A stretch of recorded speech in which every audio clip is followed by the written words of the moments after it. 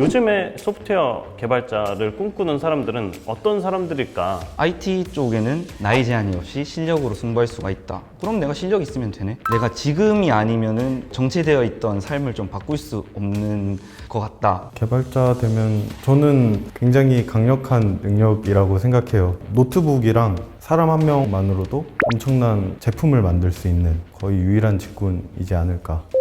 소프트웨어가 세상을 먹어치운다. 교육으로 배출되는 인재들이 산업에서 필요로 하는 인재들과의 미스매치가 심해서 기업도 사람 뽑기 어렵다 그러고 다양한 이유로 소프트웨어 인재, 커리어에 대한 관심도가 높아지고 있습니다. 이번 영상에서는 여러분들이 무료로 대한민국 최고의 소프트웨어 인재로 거듭날 수 있는 프로그램 하나 소개드리도록 하겠습니다. 아르바이트 같은 거 안 해도 될 정도로 월에 100만 원씩 교육 지원금을 준다고 하는데요. 바로 삼성전자에서 운영하는 삼성 청년 소프트웨어 아카데미, 줄여서 사피라고 하는데요. 수료생 두 분과 그리고 지금 듣고 계신 두 분과 함께 개발자 커리어 어떻게 입문하면 좋을지, 사피 합격하려면 어떻게 하면 좋을지 다양한 주제에 대해서 한번 이야기 나눠보도록 하겠습니다. 안녕하세요. 저는 사피 2기를 수료하고 나와서 창업을 하고 있는 음영현이라고 합니다. 사피 1기를 전국 1등으로 수료하고 뛰어들이면서 기술적인 문제를 해결하고 있는 이주호라고 합니다. 사피 7기 2학기를 준비하고 있는 김장현이라고 합니다. 사피 6기를 이제 막 수료한 심은주입니다. 순수 문과에서 사피 들어왔습니다.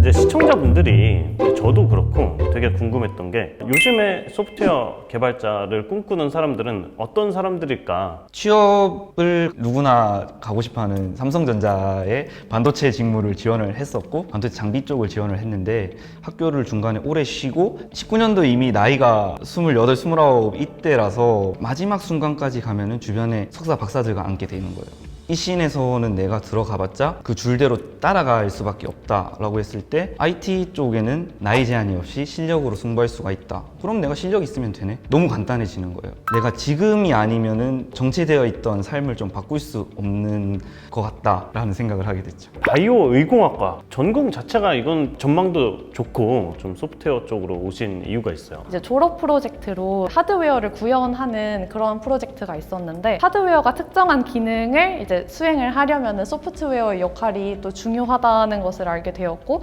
더 깊은 관심을 갖게 되었습니다. 요즘에 이렇게 뭐 소프트웨어 개발자분들의 몸값 상승이나 코딩 열풍 같은 것들이 커리어 선택하는데 도움이 됐는지 안 됐는지 좀 들어보고 싶어요. 개발자가 임금을 많이 받는다라는 얘기는 들었어요. 발전 가능성도 많고 성장할 수 있는 길이 많으니까 그렇게 임금이 높은 거 아닐까 생각을 하고 어떤 분야든지 소프트웨어가 접목되면 훨씬 더 편리하게 할 수 있는 그런 가능성이 있잖아요. 그런 부분에서 매력을 느껴서 개발자의 길을 꿈꾸게 되었습니다. 아무래도 이제 세 분 다 이과시고 순수한 문과생이시잖아요. 그래도 좀 이공계에 나와야 할 만한 거 아니야? 실제로 겪어보니까 문과생도 좀 할 만한 부분이 있나요? 네, 저는 사피에 들어와서 정말 감탄했던 게 개발을 한 번도 접해보지 못한 찐 문과도 사피에서 1학기 하라는 대로 이렇게 인강 듣고 과제하고 이러기만 하면 정말 어느 정도 수준의 개발자로 성장할 수 있을 정도로 커리큘럼이 되게 체계적이에요. 국어 국문학과 나오셨는데 사피 5기 수료하시고 지금은 다시 사피에서 코치하고 계신 그런 분도 계시거든요. 정말 문과도 전혀 걱정 안 하고 들어오셔도 된다고 전 자부합니다. 개발자 되면 뭐가 좋아요? 개발자 되면 저는 굉장히 강력한 능력이라고 생각해요. 그냥 노트북이랑 사람 한 명만으로도 엄청난 제품을 만들 수 있는 거의 유일한 직군이지 않을까. 뭐 약간 학교처럼 운영이 되나 봐요. 뭐 반 같은 것도 있고 방학도 있고. 일단 1학기 때는 전공, 비전공반 나눠져 가지고 비전공반 친구들은 파이썬이라는 언어를 공부하면서 코딩을 좀 익히고 전공반 친구들은 이제 자바라는 언어를 공부하면서 이제 2학기 때 비전공반, 전공반 섞여 가지고 5인, 6인 정도가 하나의 프로젝트를 완성시켜 나가는 그런 과정을 3번 정도 겪습니다. 공부하다 보면은 재미난 순간이 있다고 하는데 그런 순간이 있었다면 언제였어요? 제일 마지막에 교육이 끝나기 직전에 전국에 있는 모든 서울, 대전, 광주 해가지고 상위권인 친구들 모여서 발표회를 하는 게 있었어요. 그 프로젝트를 준비하기 직전에 팀을 모을 때 내가 무조건 상 받게 해줄게 라고 얘기를 하고 시작을 했는데 저희가 전국 1등 대상을 받아가지고 저희 팀 이름이 딱 불리는 순간 내가 된다고 했잖아 했을 때가 좀 어느 정도 대단한 거예요? 그 막 1등을 전국에서 할 정도면 1000명 안에서 1등이라고. 대단하신 분이네요.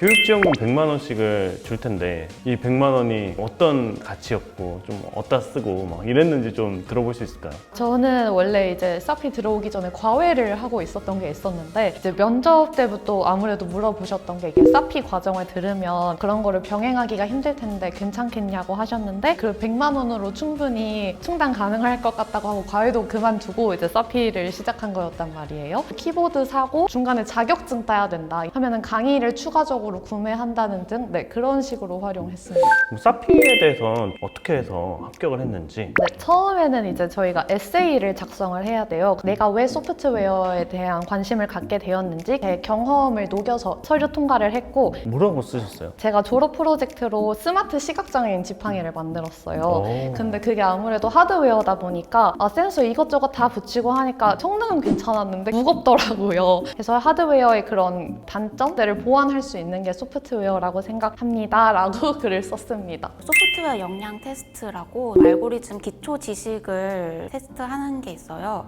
비전공자나 문과도 충분히 풀 수 있는 난이도의 문제였고 지금 8기에서는 전공자는 코딩 테스트가 있고 비전공자는 똑같이 소프트웨어 역량 테스트로 본다고 알고 있습니다. 아무래도 비전공자한테는 되게 심화적인 이슈들은 안 물어보시고 예를 들어서 제가 이제 의공학부면은 디지털 의료가 요즘 많이 이슈가 되고 있는데 어떤 서비스를 생각해 볼 수 있겠냐? 약간 이런 식으로 아이디어를 제시하는 쪽으로 오히려 질문을 주셔가지고 제가 평소에 IT 쪽에 관심이 있었다면 충분히 답할 수 있는 그러한 질문들로 구성되어 있었습니다. 사피를 지원하고자 하는 분들을 위한 팁이나 동기부여 같은 거를 좀 해줘도 좋을 것 같아요. 본인이 진짜 왜 개발자가 되고 싶은지를 잘 고민해 보시면 좋을 것 같습니다. 돈만 보고 하기에는 쉽지 않은 과정이고 개발자와 잘 맞지 않아서 결국엔 또 다른 길로 가시는 친구들도 많이 봤거든요. 한 가지 목표만 바라보고 바닥부터 상위까지 순수하게 몰입할 수 있는 1년간의 시간. 그게 사실 살면서 다시 갖기가 쉽지는 않죠. 뭐 취업이 좀 잘 되는 편이에요. 진짜 많은 대기업들이 사피생들한테 서류를 면제해주거나 코테를 면제해주는 특혜를 되게 많이 주고 있어요. 신한은행에선 사피만 모집하는 약간 그런 전형이 있었어가지고 제 동기가 갔는데 대부분이 사피였다고. 좋네요. 네.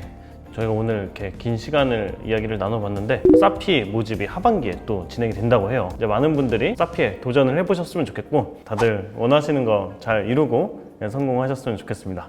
네, 수고 많으셨습니다. 고맙습니다. 고맙습니다. 감사합니다.